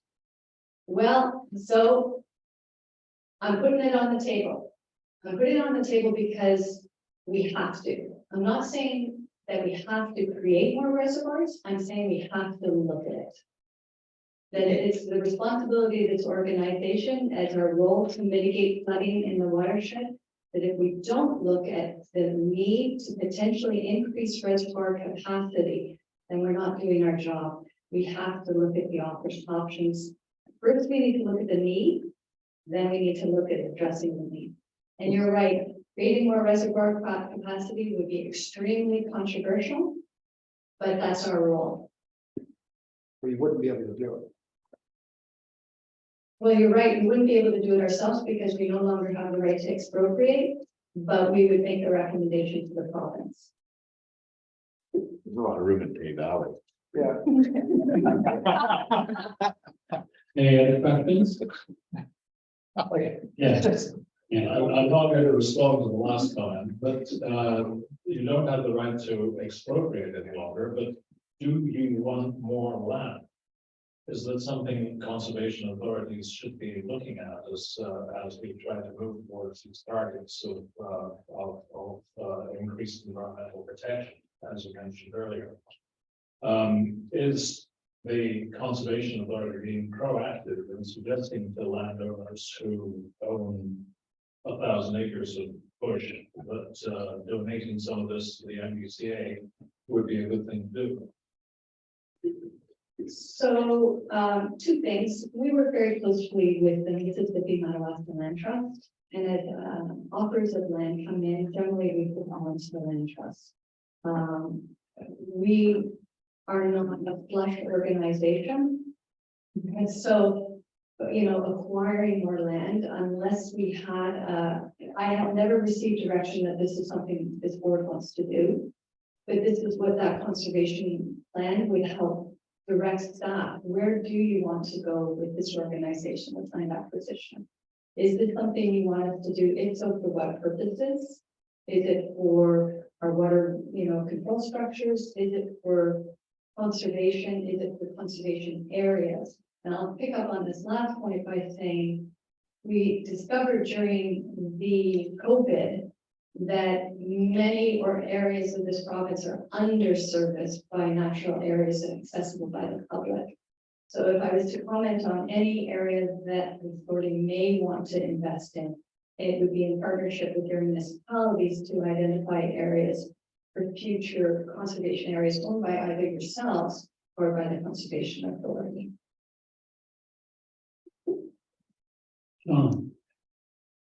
Thanks, Chair. Little history, I mean, historically, MECA has had people make offers of land to it. And the authority has gone out and looked at those offers and decided whether or not it was really something that benefited the authority, or it was just a way to offload the property we bought. So those opportunities are still there. Other conservation authorities are more active in terms of land conservation and really seeking out people through estate planning to make those contributions. I think that still has merit and is worthy of consideration. Richard, I would agree with you. Trying to increase reservoir capacity is going to be a challenge. But I think one of the things that we have talked about is, as we've looked at our way of upgrading and improving existing dams and replacement dams and maintenance of dams, that there are opportunities at a smaller scale, perhaps a more pragmatic scale, to increase reservoir capacity. So it's more on the doable side rather than the big picture. We're going to go and help the Tay River get used to the next ice age. The other feature that I think is worth mentioning from a policy committee's review was that this is important but also ambitious, and that as we look at the scope of activity, it's also about being very pragmatic in terms of what are the real priorities and where are the partners. And if we can get partner organizations, including municipalities, to buy in, I think that's great. But quite honestly, offering a service that nobody wants to help deliver is not a good business plan either. So it's just one of those, I think, cautionary notes that it's important for us to keep in mind. I like the plan, and I know the federal government really adores acronyms and indeed though. Thank you. Any other questions for staff? Yes, Ken. Just very quickly too, I mean, I agree with John, we were concerned about the scope. But I'd also say that, if it ever does come to a discussion on whether we wanted to acquire land, I'm not sure it's a good thing for conservation authorities to do so, because they are creatures of the province. And that land can be called back. And I think if I were a landowner wanting to donate in perpetuity, I don't think I would donate to a conservation authority. Because you already have an issue right now with the province asking conservation authorities to list potential properties that could be put out for development. And I think we're much better protected if you go with the land trust, or have some limited information conservancy from that point of view. And I think they should be partners. As MMLT has, and I remember being here on this board when we directed properties to them. But I think it's we're better focused on other things than owning the land. That's just my opinion. Thank you. Okay, Alan and then Mary. Thank you. I've got us, if you just be patient, this for an end here. if climate change is causing our water and our water systems to change, why are we allowing growth even anywhere near any of these bodies of water? I'm not quite sure why we just wouldn't say no and let the water system flow as Mother Nature has intended it to flow. I understand we have dams and we can back water up or put water in a little bit here and there.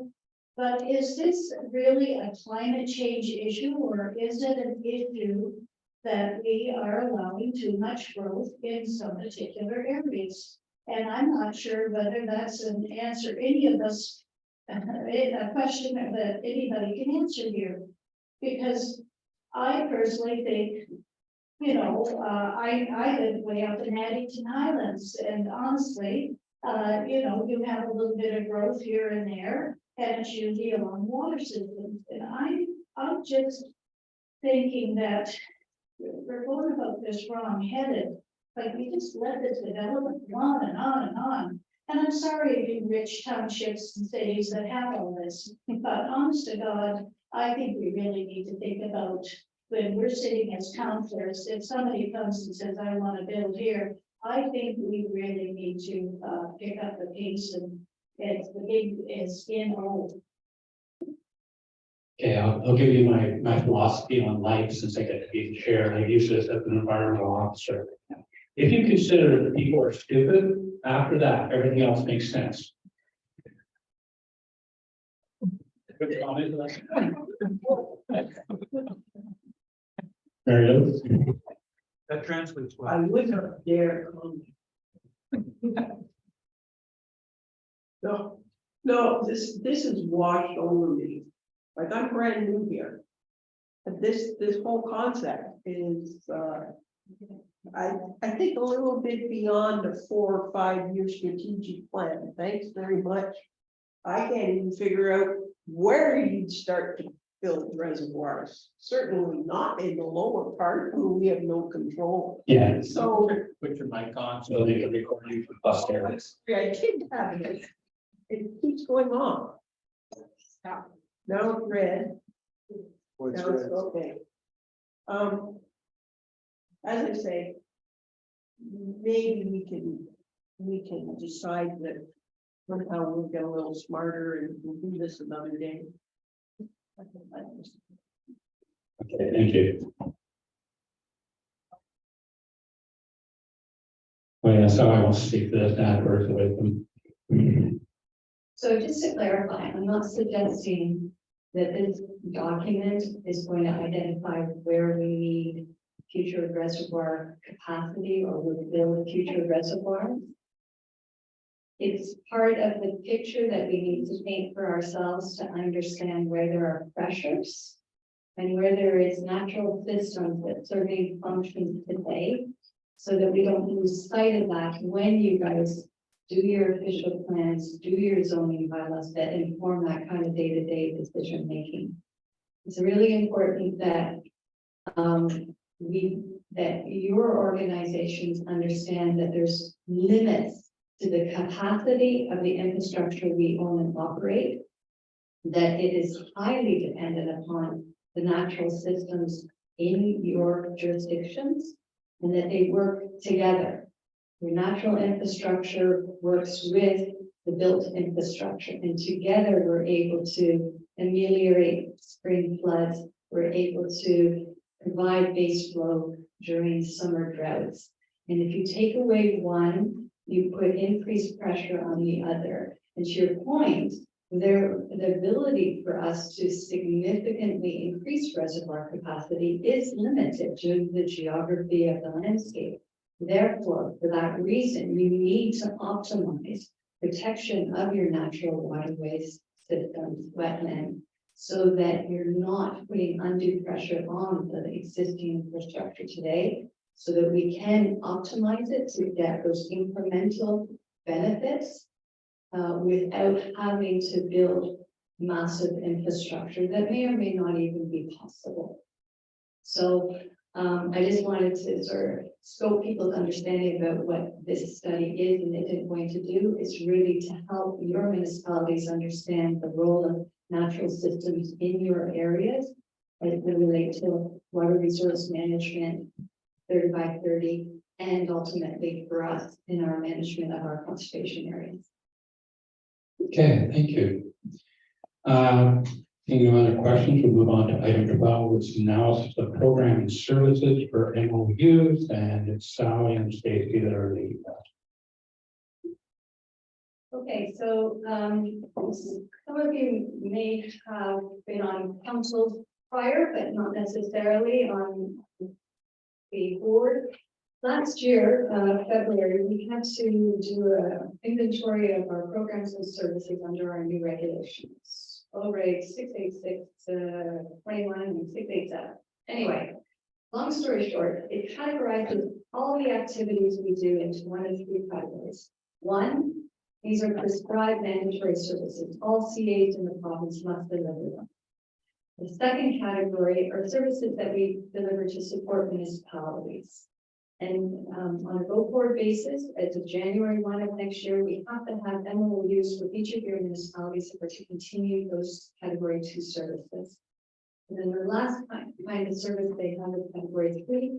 And these are services that we recommend as a conservation authority that we carry out. And also require an agreement with your municipalities if you were to continue to fund them. So the inventory that we did last February was our first of it. Since then, the province has issued further guidance documents. We had Bill 23 come in. And so all the CAs are in the process right now of updating their categorization and cost estimates for these, because obviously if I'm coming back to each of your municipalities looking for agreements, you want to know the cost. So JP has spent quite a bit of time for the past few weeks reviewing this. Now, category 2, these are all activities that we're doing today, and some of which were discussed today, in fact. So the whole natural system monitoring program, we do enhanced natural system monitoring in the city of Ottawa, for which they pay a special levy. We also do the watershed and lake planning work that's, we support to all your municipalities. And then the septic inspection and re-inspecting programs. So they all fall under section 21(1) of the Act, which is category 2. And you can see the total value of these. Now this, as was mentioned by Matt earlier, the septic program is full cost recovery. So it's really, so it's free for the municipalities. But what we're talking about signing contracts, which I lost, there we go, is this here. Now, the city of Ottawa already has an agreement that's been in place for many years for us to do the enhanced monitoring. So the contract that I'm going to be bringing to your councils coming forward is for the natural system monitoring and the watershed and lake planning work that Kelly was speaking to today. In terms of the category 3 services that we're delivering today, it's everything at the Milliken Tail, both operating and capital. This is our stewardship program. We deliver an enhanced stewardship program in the city of Ottawa. And then we also run the County of Lanark Forest program, providing support to them. So again, we need a specific contract with each of your municipalities if we're to continue delivering them. So you can see in terms of the 2023 budget, the sum total of the category 2 services is just around 141,000. Category 3 is 82. Now you'll see I've added something here, and that's to reinstate a natural education program, which we used to run up until COVID, and then it just became impractical to deliver that program. And we redistributed those funds to our stewardship program. But we would at some point like to reinstitute a natural education program. The legislation requires me to tell you this now before we enter into the contracts and give you the heads up that we would like to move forward with a program change. I'm suggesting 2024. We think we could start a program at 20,000. This is roughly less than a quarter of what our previous program was delivered at. We would be much curtailed from what we used to deliver, but this would allow for potentially springtime school trips at the Milliken Tail, as well as running summer camps and that sort of thing. And we shoot for trying to make this a full cost recovery program within 5 years. So this is a heads up on this one. If the board sees fit to approve it for 2024, that's great. Otherwise, I'll bring it forward in a future year if it's a bridge too far right now. But the key thing that I am looking for is an understanding around this table of how you feel about maintaining the funding of your category 2 and 3 programs in future years. You're paying for them today.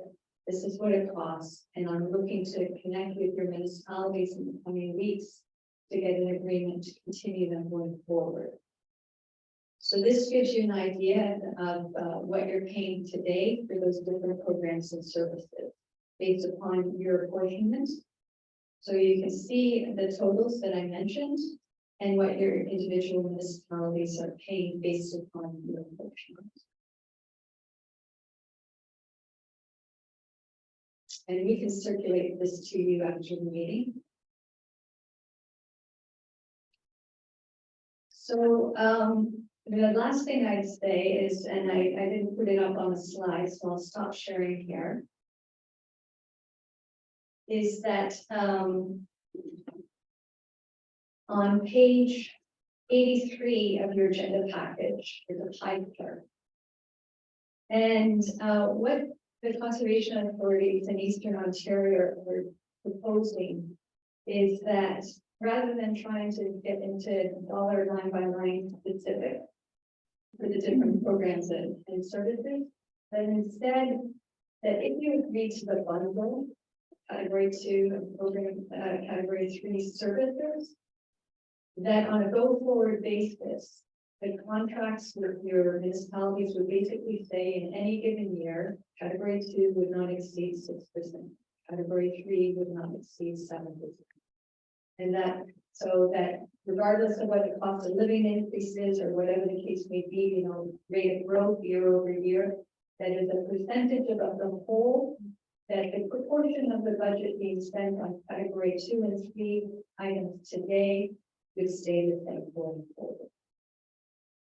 And that would help to ease the financial management both at our end and at your municipal finance end. So I'll stop there. Okay, so I do have a motion to read here. So resolve that the board of directors, A, approve reinstatement of a natural education program in 2024 at an estimated annual cost of $20,000 as a category 3 program. And B, direct staff to prepare a business case and draft agreement to seek municipal support to continue to fund existing category 2 and 3 programs and services and reinstatement of the educational program with up to 14% of MBCA's operating money and 2% of the capital levy. Do I have someone to move? Okay. I don't think that's, Oh, sorry. I don't think it should be all one motion. I think those are two different things altogether. You can't say that you're gonna enhance it, and that should be a separate motion. Okay, that's fine.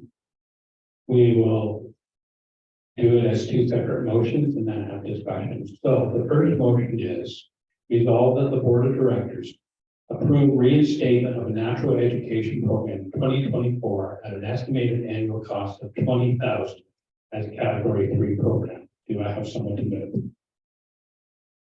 Okay, moved by Roy, seconded by Mary Lou, and now we'll have a discussion.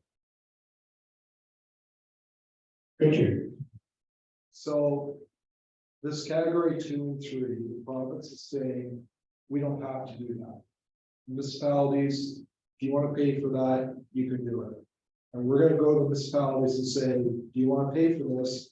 And by the way, we want to add something new onto that. That's what this motion is. So as long as we think that's sellable at each end of, tell me if I'm wrong, but if the municipality, if Carleton Place says no, then everybody else's goes up. So 2-part question, yes, I have to do that because the regulation tells me I have to give you all notice if I'm anticipating a program change. There's sellable and not, it's another one. But two, yes, if one of the municipalities declines, then the math changes for the others.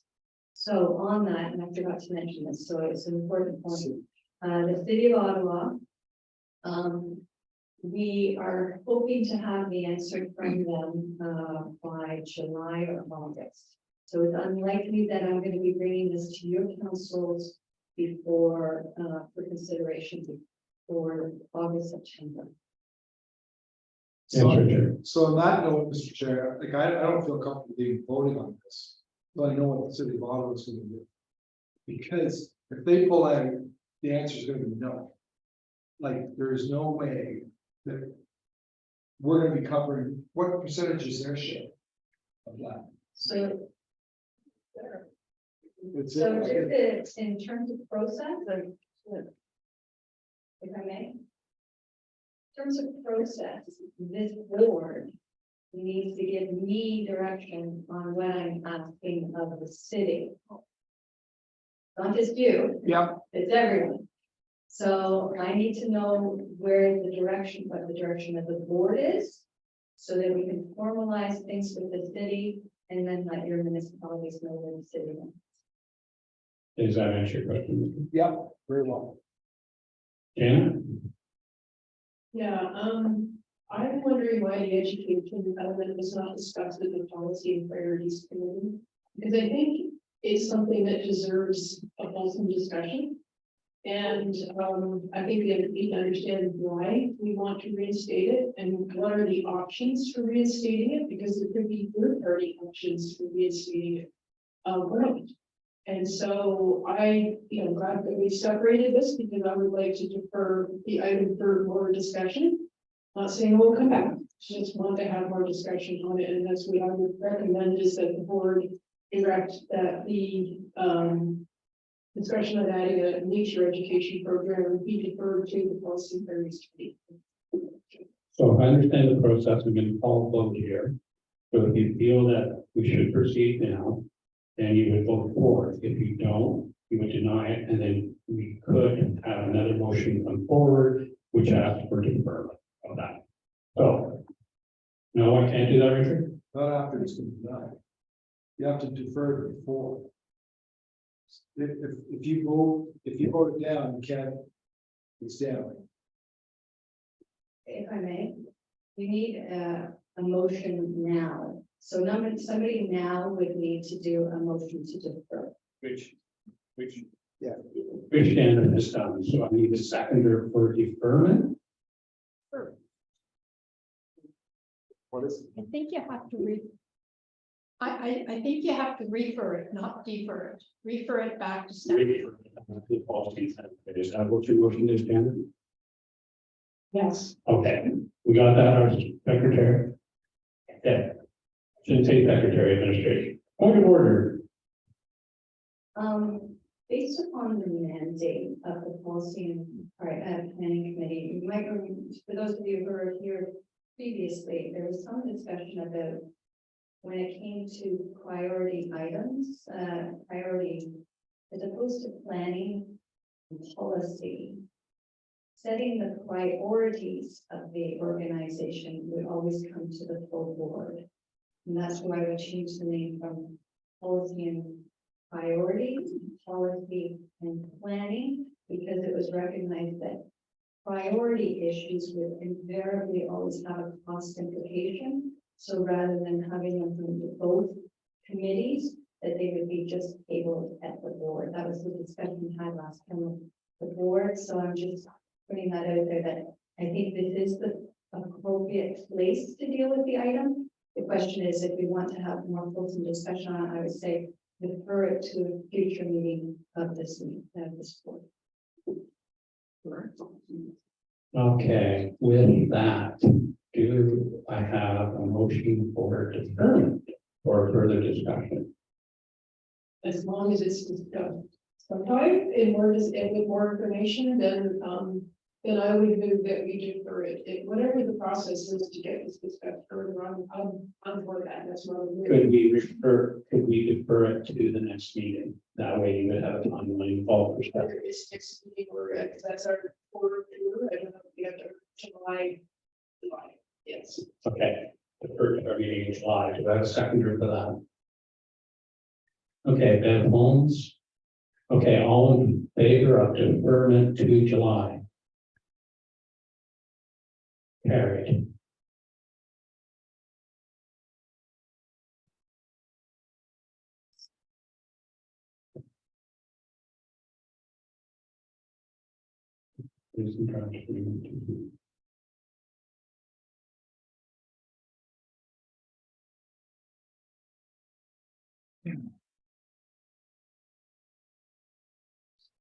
Okay.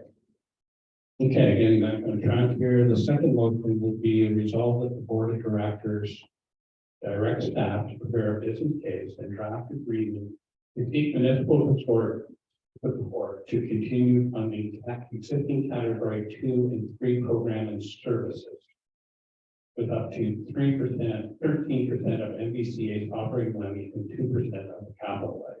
Do I have a mover for that? Okay, moved by Andrew, right? And second by Janet. Okay, discussion. Andrew. Yes, thanks, Mr. Chair.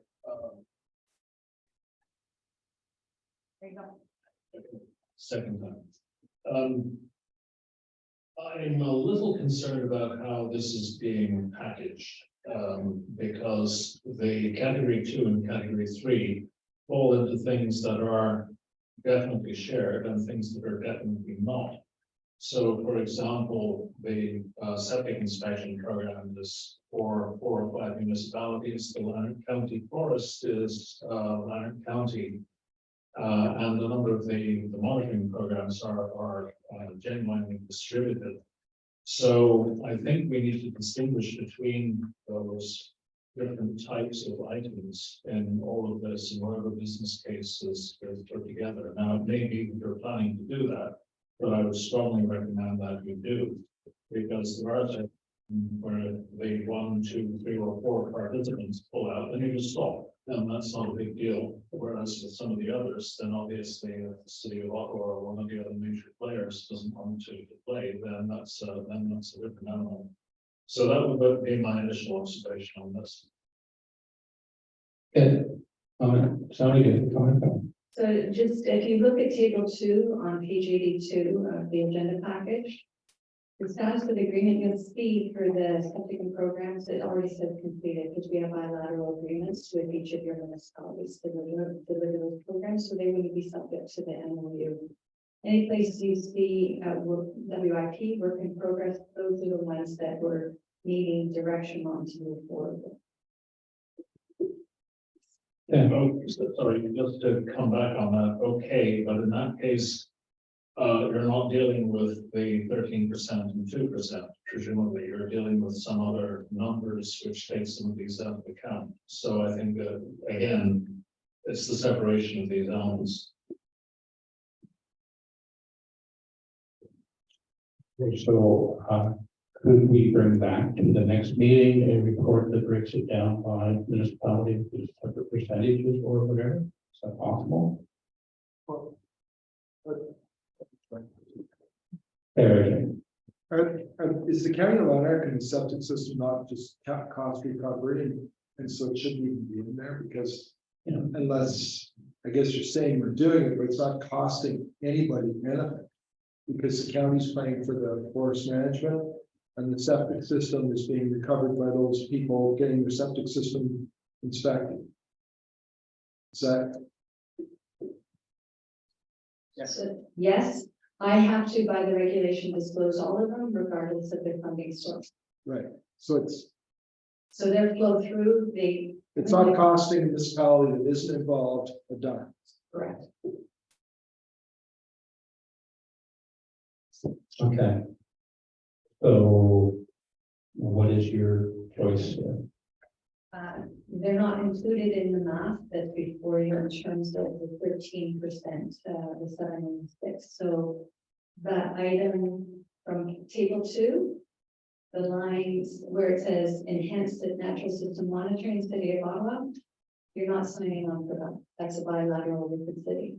Where the subject inspection re-inspections, it says varies, and that's because those are bilateral programs done on a cost recovery basis.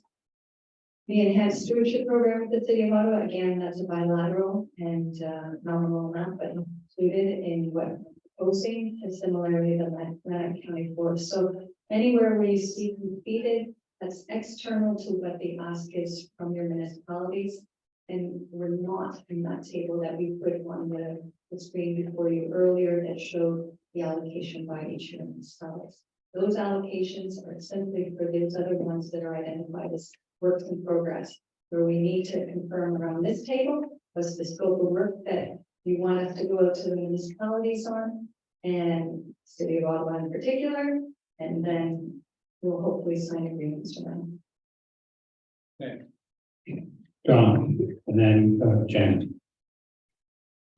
Thanks, Mr. Chair, and it's always awkward having two ex-chairs sitting here and wondering who's going to help me next. I think it's a communications issue solely. So quite honestly, based on this discussion, we could ask staff when this information is shared, put an asterisk or a footnote and give that explanation. And I think in so doing, it still offers Sally the opportunity to meet her obligation for the province because of its process to have those discussions, which we will all benefit in hearing back. That would be my suggestion. Okay, now you got me totally confused. Are you motioning for deferment to the July meeting of this as well? Actually, no, I would think that with those clarifications, we've resolved the misunderstandings, and therefore we can proceed now. Okay, Janet? Yeah, I actually think that what I think would make people more comfortable is if in the motion, we actually listed the items out of that table that we're voting on. Because I think the table makes it look like we're voting on everything, even though I understand that we're not. So if you were to in the interest of moving this along, if you were to modify the motion to say, direct staff their business facing draft here to seek municipal support to continue fund existing category 2 and 3 programs and services, and then in brackets, you listed the, I don't know, I think it's five, listed the 5 of them that we're voting on, so it makes it clear that those are the ones that we're voting on. Then we can move this forward, because I know you need the today. Would that make people more comfortable with that modification? Okay, Richard? I think we're reading a lot more into this, and I'm glad we took the one, adding it in, the 20% there, whatever it was. But this is just so staff can go ahead. The main thing is for the city. It really doesn't matter what we do here. Just it's all about communications, and that's when Sally comes to the different municipalities. That's the only time it's going to matter. And the main thing is she can't do that until she goes to the city. She can't go to the city until we pass this motion. So I think we just pass this motion, goes to the city, they pay their share, then it comes around to each municipality to see if they're going to want to go in. And she can't do that to the city till we pass this motion. So I think, is it on the table? It was on the table, yes. Yeah, I call for a vote. I think it should just vote and we should just pass this. Because it really doesn't make any difference until we find out what the city's going to do anyway. Okay, I'm gonna. And the city won't be as confused as us. So I'm going to agree with Rich on that because I see some nodding heads around the table. So I'm going to call vote on it. All in favor? It is carried. Yes. Okay. All right.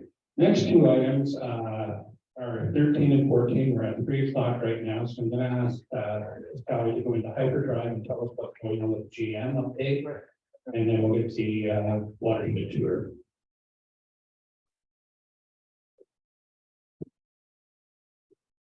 Okay, in terms of highlights from, the GM update, I don't think there's anything in particular I wanted to raise your attention to, other than we are getting a new roof on the Milliken Town Museum, and that should be starting for the week today, this week sometime.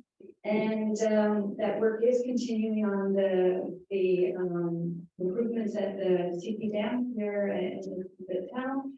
And so we're in the undertaking and completion of the final design for the work to be undertaken there. The thing that I did want to highlight to you is, and not just to you, but to you to share with your colleagues around your council tables, is the upcoming board tour. So we do open it up to your colleagues. The invitation goes to you, but if you could share it with your colleagues and encourage them to attend, we'll arrange whatever busing, et cetera, we need to accommodate whoever can attend. This is an opportunity on the board tour for you to actually see what we talk about on this around this board table. So we take you to different sites and either do demonstrations or you know, get into more specifics. Then it's your opportunity to ask questions directly of the staff who are doing it. I basically stand in the background and take pictures, and but you get to talk to the people who are doing the day-to-day work and see the day-to-day operations. This year, we're planning to focus on the middle watershed, so we're at the Clyde, and we're hopefully going to arrange for lunch at Wheeler's Pancake House, because we actually managed to force fit their site. Take you up to where we're doing, you know, work on the Clyde this year in terms of floodplain mapping, and maybe show you some of the floodplain areas. So there's a raft of things we're going to share with you, the itinerary in the next week or two, I hope.